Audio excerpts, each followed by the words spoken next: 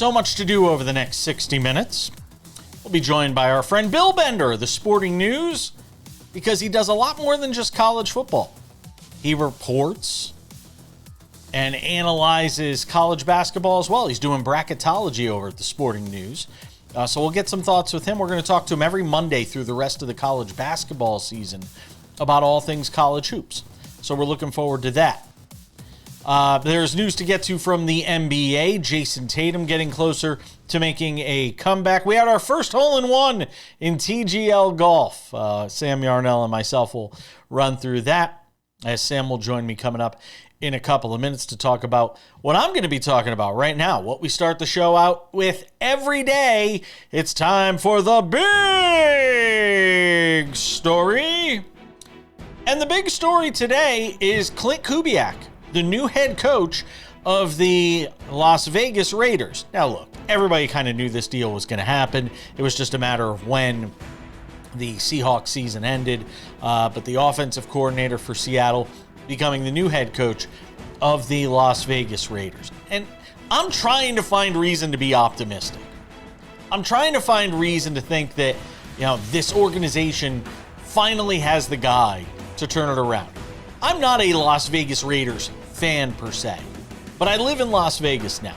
We bring you the show every day from Las Vegas. So obviously, I want to be in a city where the NFL team in that market is successful. It's better for me. It's better for the show. It's just better to cover sports in a city where you have a functioning, solid NFL team. The problem for the Raiders is this. Every time they're making one of these hires, they're doing it from a position of being the worst team in their division. You're not looking up at you can't even think of it in the context of the Raiders having to look up at all of the AFC. You just have to think about it within the context of looking at your own division. Are they better than the Chiefs, even with all the uncertainty around Patrick Mahomes? No. Are they better than the Chargers, who just went to the playoffs and have one of the best quarterbacks in the league in Justin Herbert? No. Are they better than the Denver Broncos, who have an up-and-coming, good young quarterback, albeit with some health issues in Bo Nix, and a Super Bowl winning head coach in Sean Payton, and a team that just went to the playoffs and frankly could have been in the Super Bowl if Bo Nix hadn't been healthy? Are they better than that team? No. So you're operating from a position of Klint Kubiak having to come in here, knowing the graveyard of coaches that sit beside Allegiant Stadium, whether it's Chip Kelly, whether it's Antonio Pierce, whether it's John Gruden, whether it's Pete Carroll, and we go on and on and on. This is what you're walking into. It's a very daunting task for Klint Kubiak. And I know a lot of people will say, well, it's different now. Tom Brady's there. Tom Brady's a minority owner, and he's going to have a more active hand and a more active role in sort of shaping the future of this organization. And while that sounds good on the surface, I can give you a lot of examples of former players who have gone into the ownership game and have failed miserably. Most notably, the greatest player in the history of the NBA, Michael Jordan. Most notably, one of the greatest players in the history of baseball, and Derek Jeter.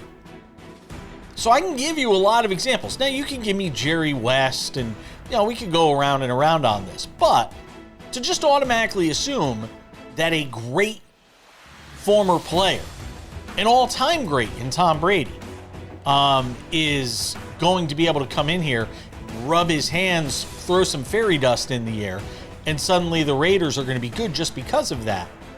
That's flawed logic. If this thing is going to work, it's going to work because Klint Kubiak is allowed to come in here, given the time he needs to succeed. Let's not pull the ripcord on this if the Raiders go, 7-10 next year or 6-11 next year with Fernando Mendoza as their starting quarterback. You got to give this guy time to build this thing the way he needs to. It can't just be another one and done or a two and done situation here for Mark Davis. They have to be willing to invest the time in Klint Kubiak and allow him to be successful. That's big story number one. Big story number two, a complete U-turn from what we were just talking about. You may not know the story of the young man on the screen, Nikola Topic. He was drafted a couple of years ago by the Oklahoma City Thunder and was thought that he could be a really big star for this team down the line. I think they drafted him 12th a couple of years ago. Well, he tore his ACL, basically missed his first year. Then he was diagnosed with testicular cancer before the start of this season, in the offseason. And up until now, obviously hasn't played while he was undergoing treatment for testicular cancer. Well, a great story. Last night, Nikola Topic suited up for the Oklahoma City Thunder's G League team, the Oklahoma City Blue, had 7 points, 7 assists as they played against Sioux Falls out there in the G League. I actually watched some of the game out here in Las Vegas because it was on one of the local channels out here. As a matter of fact, it was on the channel that our show airs on, Silver State Sports and Entertainment Network. Very cool story. But this is more than just a feel-good story. If Nikola Topic is healthy and finally has the health issues that he's dealt with, the ACL injury, and then obviously the testicular cancer, which is far more severe and potentially hazardous to his health. If he has those things put behind him, you're talking about another weapon for this team that is loaded with young weapons and could be a huge future star for this organization that is now back in the mix. He's not going to be in the G League the entire season, I can promise you. This guy will be with the NBA team at some point this year. And a team as deep as the Thunder may not even need him this year, but the mere fact of thinking about how much depth and how much talent sits within this organization and what Sam Presti has done and how he's built this franchise, it's scary to think that the Thunder are just getting started. When we talk about the greatness of this franchise. We saw them beat the Lakers last night in Los Angeles. Obviously no SGA for the Thunder, no Luka Doncic for the Lakers, but it's going to be a lengthy run of success. I don't know how many titles it winds up equaling for the Thunder when all is said and done, but there is going to be an extended run of greatness for this Thunder franchise. And the story of Nikola Topic, whether you're a Thunder fan or not, certainly one to root for with everything he has had to overcome.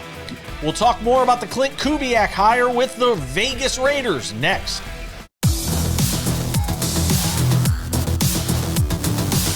We'll talk some college basketball 10 minutes from now with Bill Bender of the Sporting News. Yes, I said Bill Bender. He does college football, and then he does college basketball, and then he does some NFL in the offseason. The guy is he is a Swiss Army knife over there at the Sporting News. So looking forward to talking to him. Sam Yarnell is here for the first time today. Well, no shock here. I mean, we all knew Klint Kubiak was going to be the next head coach of the Las Vegas Raiders. He gets a 5-year deal, and now the Raiders are paying 6 different coaches when only one is actually the head coach, which is pretty amazing. Sam Yarnell. Look, here's the problem for me, and I'm in Las Vegas, okay? I host the show from Las Vegas. I want the Raiders to be good. I want a reason to go see my first game at Allegiant Stadium. I've lived here for 2 football seasons. I haven't gone to a single game, not as a member of the media, not as a fan, nothing, because there's really no reason to go. I want this team to be successful. I want to become like a big Las Vegas sports fan. The Golden Knights, we're going to have the A's here, all of that. The problem is you enter from a position, almost every coach that's come in here and had to coach this team, from Pete Carroll to Chip Kelly to McDaniels you're always coming in the position of you're the worst team in the division when you come in. And that is a very tall order for any head coach, no matter how talented you may or may not be. That is a very tall order to have to come in every year. Every time a new head coach comes in, you're coming in and you're staring up, not just at the rest of the conference, you're staring up at the rest of your division to begin with, Sam. So it's a very tough position. I hope Klint Kubiak is successful. We've tried to make arguments for every head coach that comes in here on why they could be successful. The one reason I can give you why it's very difficult to succeed here with the Raiders is you're coming into a good division and you're coming in as the worst team in the division. While yes, that is what you are saying is 100% true, Jason. What is also true is that we very more frequently than not see head coaches win Super Bowls in their first or second or third. I think actually I don't think third is very frequent. I think it's just first or second year as head coaches. So those changes are seismic within organizations, but when they happen and they happen very fast.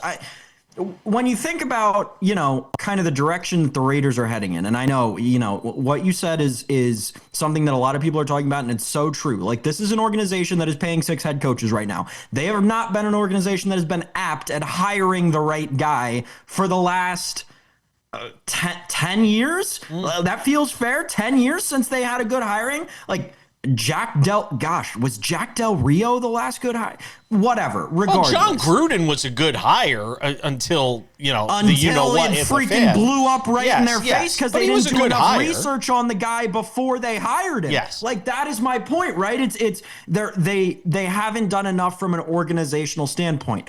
What I'll say is, this was the first head coaching search that Tom Brady said he was leading, said he was partaking in, said he was actively being part of the organization during. So I do have a little more faith in Klint Kubiak potentially being the guy to get this team over the hump. And, we kind of talked about it yesterday, very briefly. But when you look at this division, while yes, they are far and away coming into the season right now, the worst team in that division. I don't think anyone would have any gripes with me saying that, even Raiders fans. That division also has the most potential turnover, volatility this offseason when you got Mahomes coming off the torn ACL, Bo Nix coming back off of the broken foot with a team that I think a lot of people thought were lucky to get where they were this season, much like the Patriots. They were kind of the Patriots of the AFC West. And then the Chargers, who you're really going to believe in Jim Harbaugh for the entirety of a regular season and the playoffs. I know they're going to be better next year with Rashawn Slater and Joe Alt back, and that offensive line will look different, and maybe will get a couple more weapons. But at the end of the day, it's a coach and a quarterback that you can't trust. So the volatility within the AFC West, Jason, is what's giving me more hope, and I think should give Raiders fans more hope than anything right now for their team to do well next season under Klint Kubiak. The other thing you pointed out, and we talked about this off the air, is they've got cap space. So they can, and now a lot of that is, as you rightly pointed out when we were talking off the air about it as well, has to go into the offensive line, and they might be able to do some things via the draft as well. But, the fact that they have all this cap space, when you're Klint Kubiak and you're looking at the potential jobs you can take coming into this season, that had to be the combination of that. Tom Brady, Fernando Mendoza. There's a lot of, as much as I talk about where this team has been, the fact they're paying another 5 head coaches outside of the one that they're currently employing, the fact that they've got all that cap space, Tom Brady, Fernando Mendoza, Ashton Genty, who certainly showed signs last year, is definitely an upside. The Max Crosby situation, though, is very interesting, Sam. It's tough. It's a really tough one, as I guess I'm going to have to become our resident Raiders guy starting now. I really hope that he plays for the Raiders next year. He is, when healthy and on it, right? He is a top 5, top 3 edge rusher in the game. Like, he is so good and means so much for that defense, which, you said it, Jason, they have to invest a lot in this team this offseason, and it starts with the offensive line, and that's quickly followed by the defense, especially the secondary, right? So they have to make the right moves, and it's going to take some buy-in from Max Crosby, who we saw at the end of last season, or at the end of this past season, may not be on the best terms organizationally with the team right now. I think that there's still room there for them to get back together and try to grow this thing as one. But Jason, that's not the kind of player that you want to have a necessarily unsteady relationship with when you're in a rebuilding period of your franchise. I asked people yesterday, and I was asking Raider fans and football fans in general, the first hire that you need Klint Kubiak to make. Somebody brought up the name, said, go get Jim Schwartz. Yeah. So I've heard a lot worse suggestions than that. The idea of bringing in somebody like that, to come and help out Klint Kubiak, I don't think would be the worst move in the world. By the way, Yeah, real quick. That's a great idea. That's a great idea. You got a guy who's hungry, bringing him into the same conference, who just quit his job and is really good at it. I love it. For those who can't watch the show, if you're listening to us on the podcast version, the 5 coaches the Raiders are still paying: John Gruden, Josh McDaniel, Antonio Pierce, Chip Kelly, and now Pete Carroll. Oh my gosh. Just for those who couldn't see the graphic that's up on the screen, those are the coaches that the Raiders are paying. By the way, Mark Davis, if you want to put me on payroll to do nothing, I even live in Vegas. I'm not going anywhere. We're coming back with Bill Bender next.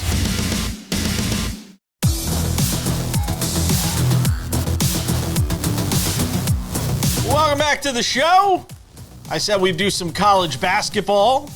Promised that yesterday. Look at this guy.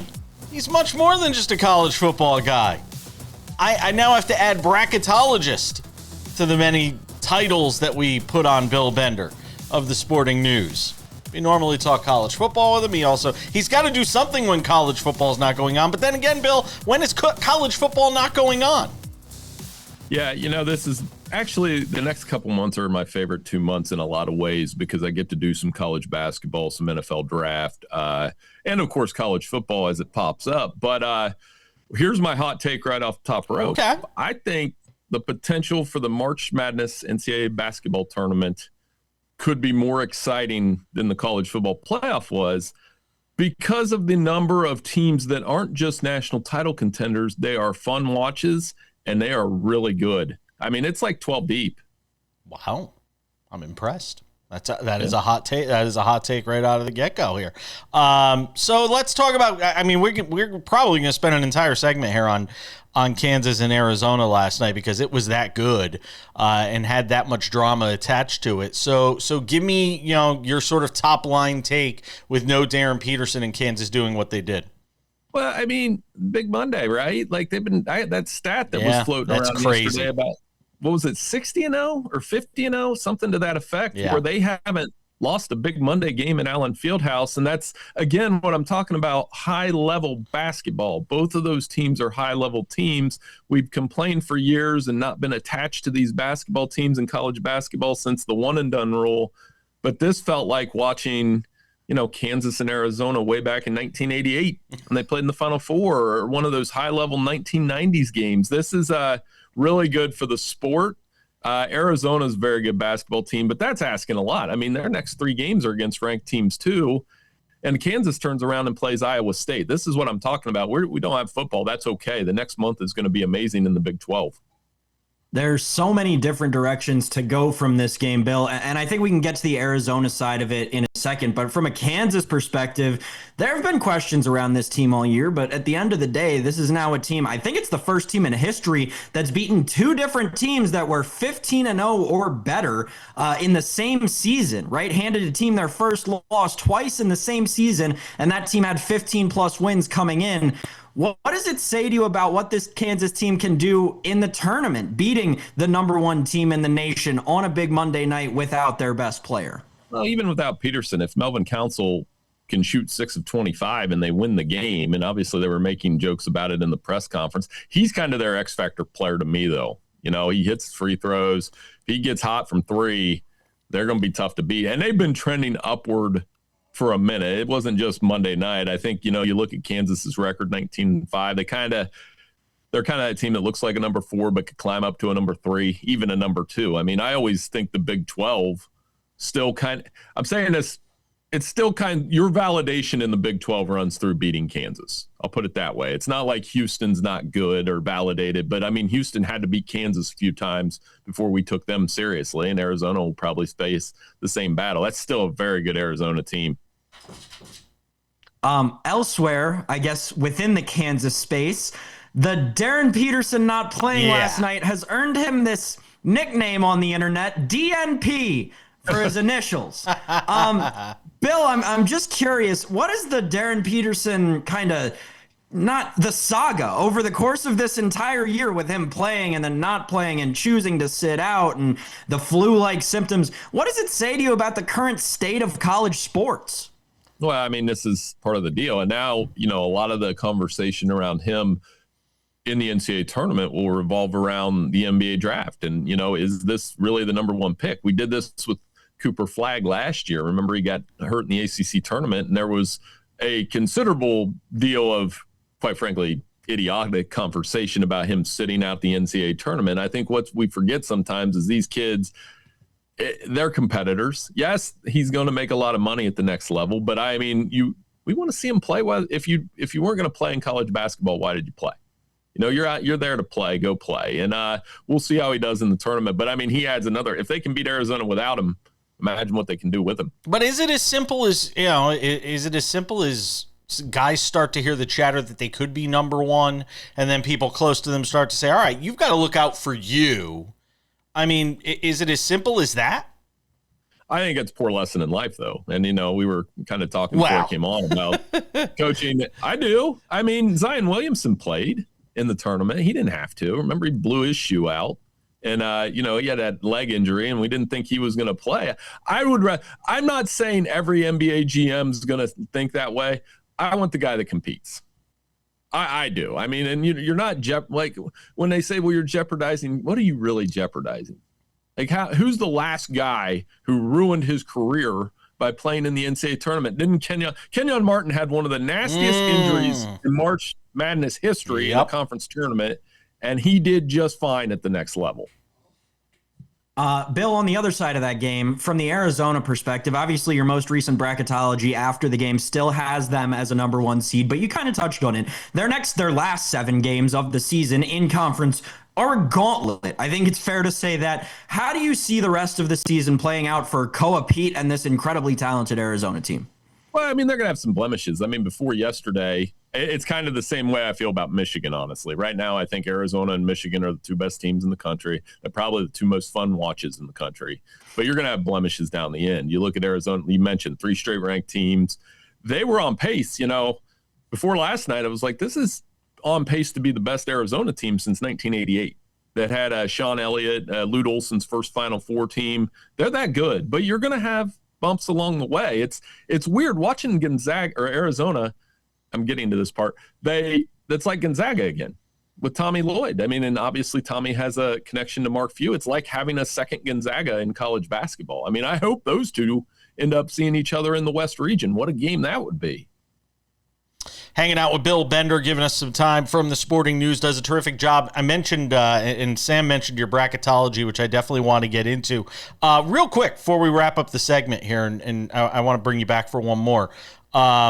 There's only one. Is Miami of Ohio the only undefeated team left? Yeah, and hopefully that ends Friday night when they play the Ohio Bobcats on a flexed-in MAC game that got moved from Saturday to Friday. So, I'm making a joke there being an Ohio alum, but this Miami team's really good. They're solid. Prep Steele's done a nice job coaching them. And the MAC, every once in a while, they have a truly special team. When they get in the tournament, you don't want to see them. No. And then I go back, obviously Wally Zerbiak's making a lot of rounds because he was the last guy to do it with Miami. Yes. He had 43 points in a tournament game where they scored like 53 points and beat Washington kind of by himself. So I'm looking forward to it. Bill Bender's going to hang out for one more segment. Got to talk about UConn and St. John's. They played a beauty the other night. Welcome back to the show. Bill Bender hanging out with us from the Sporting News. Bracketologist Bill Bender. How do you feel about court storming? I got to get your thought on this because Sam yelled at me yesterday when I brought this up. North Carolina ranked 14th in the country. I know it's Duke and it's your arch rival. Is that a good court storm? 14 No. Nuts. Thank you. No. Thank you. No. Thank you. Some schools should be above it. North Thank Carolina you. has how many national championships in the rafters? See, how Sam many? Yarnell. It's not even about, it's a little bit about these guys are paid now. So the second one of them gets like an injury. And this one is more like, we were just talking about sitting out the tournament. You're more likely to get injured in a court storming than you are just playing basketball, in my opinion. So to answer your question, I think there should be rules. I think if you beat number one as an unranked team, it's permitted. If you have a rival school, say like Indiana, Ohio State, for example, in football, if Indiana had like a 30-game losing streak to their rival or a Big Ten powerhouse, you can storm the court then. But I think it should be very few and far between. It's become something that I do think somebody will end up getting hurt. John Shire had a right to be mad. Come on, Sam. The paying players thing is that's part of it that I did not think about. And you know, that's an interesting leg to it all. That it is essentially professional athletes now. It's not just your classmate anymore. But I hear you, Bill. I do think that there is something. You should definitely storm the court when you beat the number one. I do think it has gotten a little bit too frequent in college basketball these days. But I was just saying that for the sake of old times between Duke and North Carolina, anytime someone wins that rivalry, you should be allowed to storm the court, even if it's in the ACC tournament. Well, and it just shows that rivalry hasn't diminished one bit, even with the changes in college basketball. It's always the most intense. I mean, even guys, you know, I always say up here in Ohio, my buddies and I take sides in that rivalry. You know, like I root for Duke typically. I've got a buddy that roots for North Carolina, but we're like, it's just we've been doing it since we were kids. By the way, one of the best Super Bowl commercials, I don't know if you saw the one with Christian Laettner and like the Kentucky Bank. Yes. I'll send that to you. That was amazing. Yes. Like, I mean, the fact that they still have that hatred for Christian Laettner all these years later, absolutely amazing. Let me ask you, I mean, is UConn one of those teams when you have them as like the last of the one seeds for you in the bracketology? Is that one where that's where you think they should be, or where they will wind up being? Because, you know, they stick out like a sore thumb when it comes to KenPom. When you look at when you look at, you know, where they sit in KenPom at 8 versus, you know, Arizona, Michigan, Duke 1, 2, and 3, not necessarily in that order. Do you feel like UConn's going to get one of those one seeds ultimately? It's tenuous because we talked about that game against St. John's on Friday. Right now, we only have three Big East teams in the tournament. You know, between UConn, St. John's, Villanova's having a really good year, and then you get into like some bubble teams like Seton Hall and Creighton. So it would be very easy for the committee to slide up a second Big 12 team like an Iowa State or a Houston, especially Houston, because we're used to seeing them on that number one line anyway. Or if Florida continues to do what they're doing in the SEC, which has all these, they're kind of cannibalizing themselves a little bit like football, honestly. But, you know, if Florida got caught hot, won the SEC tournament, I could see them sliding UConn down to a number 2. But it's not like the Huskies and Dan Hurley aren't a known commodity. I mean, I think St. John should be seated higher. They're KenPom, exactly what you were just saying, Jason. It doesn't agree with their rankings, but they probably should be ranked a little bit higher. Do you agree with what Doug Gottlieb was saying? I don't know if you saw the thing from Doug Gottlieb where he was getting into KenPom and where he thinks it's flawed, I guess you could say. I don't know if you saw what he said. If people didn't get a chance, go and look at it online. But talking about sort of the flaws within KenPom. So when I do my bracketology, I have a spreadsheet that I take everybody's KenPom and everybody's net, and then I average the two and see what that says. And is it perfect? No, but I think that's a decent gauge. But to his point, when you think about it, at some point, teams like UConn, teams like Kentucky, you know, you're like, or North Carolina, I'm like, North Carolina's really good. Why is their KenPom this? And I do think one of the things we rest on too much is quad 1. You know, it's like if you have one quad 2 loss, you're like damned in some ways. And I just, you know, this is college basketball. Sammy just talked about it. We have court stormings for a reason. You can have an off night. Ask Gonzaga against the Portland Pilots. Right. Go ahead, Sam. I was just, Bill, it's something that's been on my mind, and you know, Jason loves to talk about UConn, and we talked a lot about the UConn St. John's game the other day. But the state of the Big East, how do you feel about the Big East right now? I still love it. I mean, you know, but you're talking to a Catholic school kid with son in Catholic school, high school, and so we sit around and watch Xavier, and I love watching Xavier, by the way. I know they're not having the year they want to have right now, but I enjoy these games, you know, and I do enjoy. One of my favorite moments of last year was getting to explain to Grant, my high school son that's a freshman, about just watching him watch Rick Pitino. And I just said, watch how these guys play defense. You know, watch what he'll get the most out of them for sure. So I do like the Rick Pitino, Dan Hurley at the top of it and the UConn St. John's dynamic. I wish there were more teams like that. It makes you yearn for the old Big East. But at the same time, this is the problem. After Villanova, like you said, it's a little bit rough. Bill Bender, ladies and gentlemen, a product of the Catholic school system, as am I, by the way, and we see how that turned out. Sam, did you do Catholic school at all? No. Okay, that's fine. We won't hold it against you. It's okay. St. Vincent de Paul. But now the doors are now closed to that school, by the way. Bill Bender does a terrific job. Check out his bracketology over at the Sporting News. We will link to it for those watching the show over on YouTube as well. Thank you, my friend. Always good to catch up. Hey, thank you.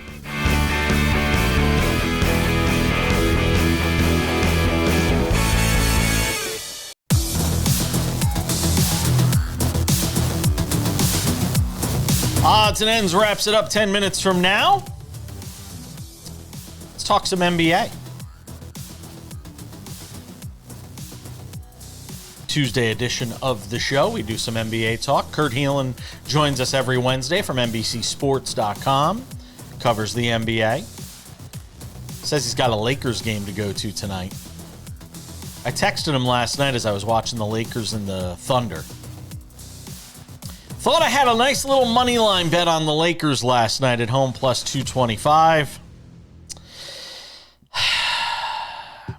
Yeah. I won a couple of live bets, and then I lost it with the Lakers last night. Thought last night was going to be a big night, though. Hit a couple of live bets. Then I hammer the Lakers at plus 225 as a home. Jason Page loves his home underdogs. I'm a sucker for a home underdog. It didn't go well. No? I laid 4.5 with the U.S. Women's Olympic Hockey Team yesterday. Cover! They actually, and by the time people see this, that game will be over. They got Canada today. It's one of the rare times you can get the U.S. at like decent odds. I think they're like minus 150, something like that, if I'm not mistaken. Yeah, have fun with that. No? I'm telling you that U.S. women's hockey team, they're a wagon. If you're betting that, well, if you bet that game, now I'm speaking to you retrospectively, but if you bet that game earlier Sam's today. Sam's speaking to you from the past. From the past, but from the future, also from the past. If you bet that game today and you bet the money line instead of laying the puck line with the U.S. women's national team, you blew it. Because if that team's going to win, they're going to win by 2 goals. Let's talk some NBA here. Jayson Tatum gonna go. Looks like he's got his G League assignment, and I guess it's all but a foregone conclusion. He'll be back playing for the Celtics soon enough. And look, if you're that team and you're Jayson Tatum and you're watching the way they played against the Knicks over the weekend on Super Bowl Sunday, you're saying we need Jayson Tatum if we're going to beat the Knicks in a 7-game series, Sam. Nah, if you're Jayson Tatum, you're sitting there watching Jaylen Brown, who, let's not forget, absolutely stole an MVP, finals MVP right out from under your feet. And a conference finals MVP, but that's neither here nor there. Right out from under your feet, having a career year, leading this team to somehow still remain in the conversation for contention after everyone had written them off to be one of the worst teams in the league because you weren't going to be there. Oh, well, yeah, if you're Jayson Tatum, then you do have to hurry back because you worry so much about your ego. You don't want to let anyone get in the way of it. No, this is horrible. This is a disservice to the NBA, a disservice to the sport of basketball, what Jayson Tatum is currently doing. And it's upsetting, right? Because when healthy, right, Jayson Tatum is potentially a top 10 player in the NBA.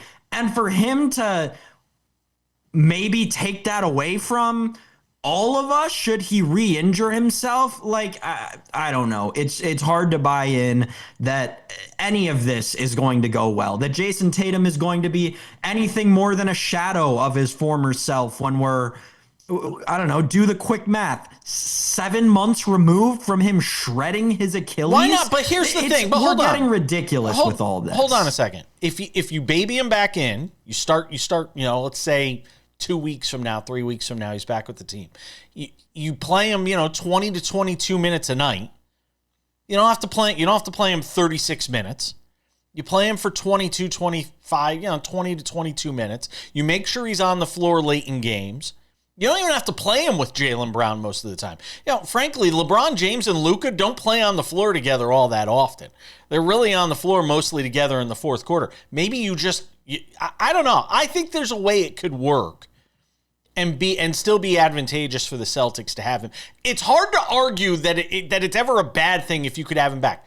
I get the idea of you don't know what version of Jayson Tatum you're going to be getting coming off this injury. Usually the first year coming out of this surgery is tough for guys. You don't really get it back till the second year and sometimes even the third year. If you get it back at all, ask Klay Thompson. But yeah, I don't know. I don't know how if he's cleared to play and they say he can play, I don't know how you don't put him out there. That's the thing, though. It's hard. I just have trouble saying that it's anything but selfish for him to want to come back this early after this injury with his team doing as well as they are and Jaylen Brown playing as well as he is. They're doing well, but they're not going to beat the Knicks or the Pistons in a 7-game series without him. They don't have to beat the Knicks or the Pistons for 3.5 more months. Like, that doesn't matter until May. You're going to make the playoffs. You don't have to worry about the play-in. But you got to work them in. You got to work them in. You can't just throw them back in at the end of the year and think, hey, everything's just going to click and be great. You can't do that. You can work him. It's the NBA playoffs. You can work him in during the first round. You're not going to lose to a team that's coming out of the play-in. You are the Boston Celtics, the 4 seed in the East. Yeah, I still play think him for 20 minutes a night, sure, but do it in the first round, not in February. What are we doing here? Maybe this is going to bite them all in the rear end. I'm telling you right now, it is. Cavaliers beat the Nuggets last night.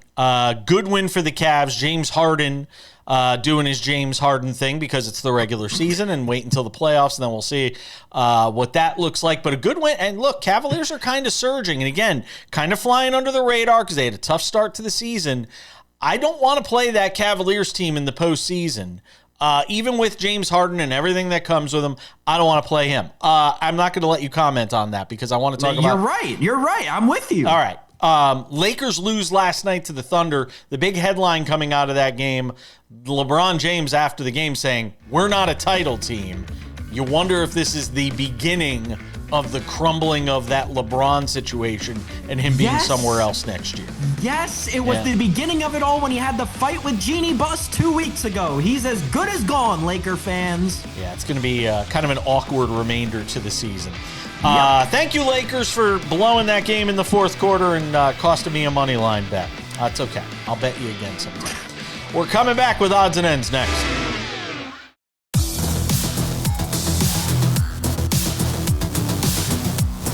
Welcome back to the show. Just about time to put the wraps on this baby for a Tuesday.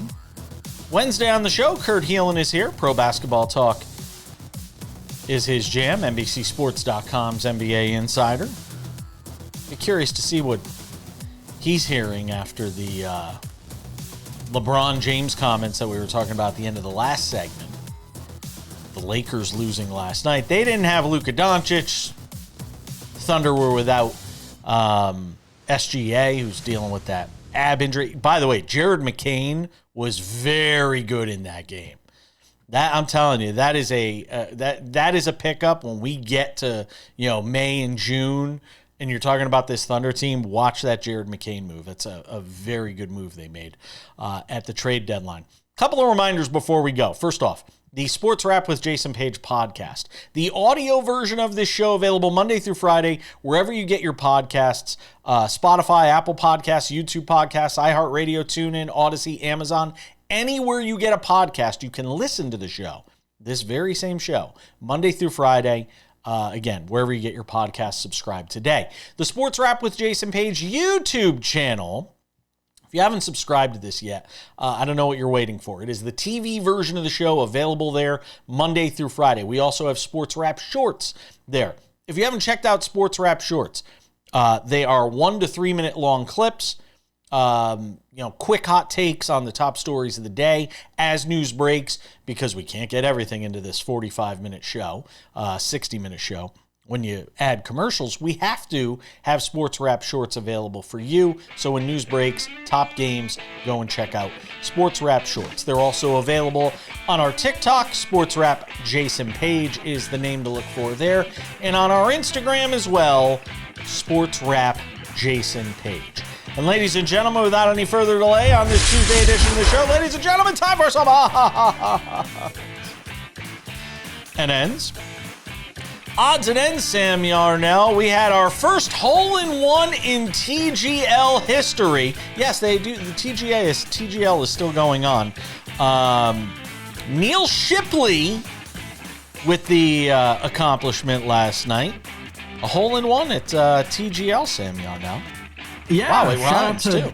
James Madison alum, Virginia guy, Neil Shipley. Couple of things. First of all, I'm surprised that TGL's been going on as long as it has. It feels like it's been going on like at least a few years at this point.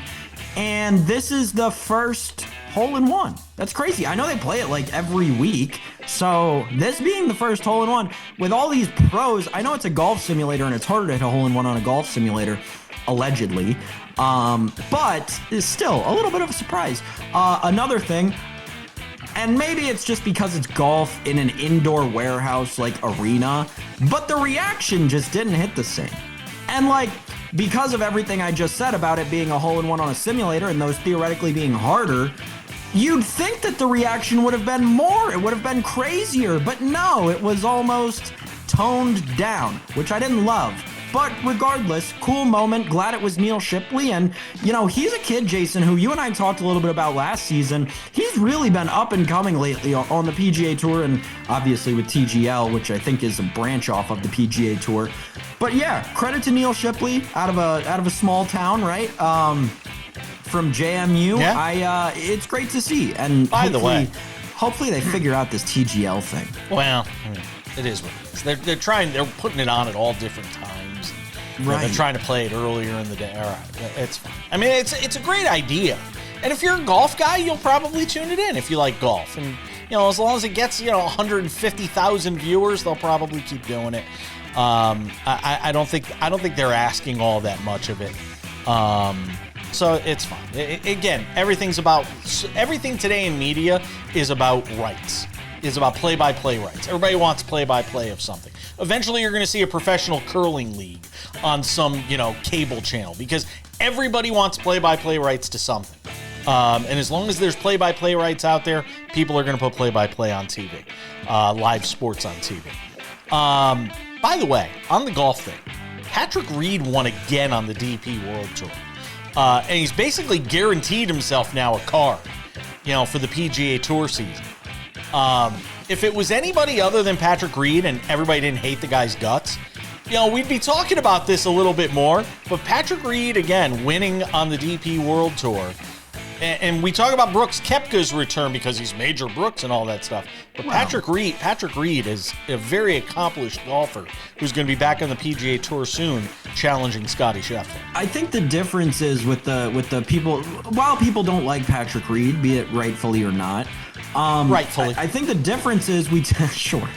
Thank you for opining on that there, Jason. The difference to me is it's just the age. Like Patrick Reed is at the end of his career, whereas you could still make an argument that he's not that old. He's 40. No. Hey Google, how old is Patrick Reed? Oh, that was a fail. Hey Google, how old is Patrick Reed? This is not a paid advertisement. He's 35. Okay. Phil Mickelson was, come on. A little closer to Brooks' age. But my point was still this, right? You look at the top of the tour right now. It's Scotty, right? It's Xander. It's Akshay. It's Sahith Theegala's having a great year this year. It's these guys who are in their 20s. Patrick Reed, it just feels like he's competing with so many guys so much younger than him. Going to wrap it up for us on this Tuesday edition of the show. Thank you to Bill Bender for hanging out with us. Thanks to you, Sam Yarnell. We'll see you all back here on Wednesday for another edition of Sports Wrap. Tons of NBA talk then. We'll see you later.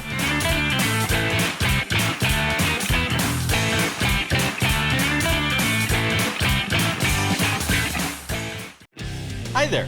I'm Jayson Page. You like what you're watching? Subscribe. We've got Sports Wrap shorts on this channel. We've got the show. We've got clips from the show. What else do you have to do? You probably follow a lot of other things that aren't half as exciting. They're not half as exciting as this show is. So what are you waiting for? Click the subscribe button, follow the channel, watch the content. Bye.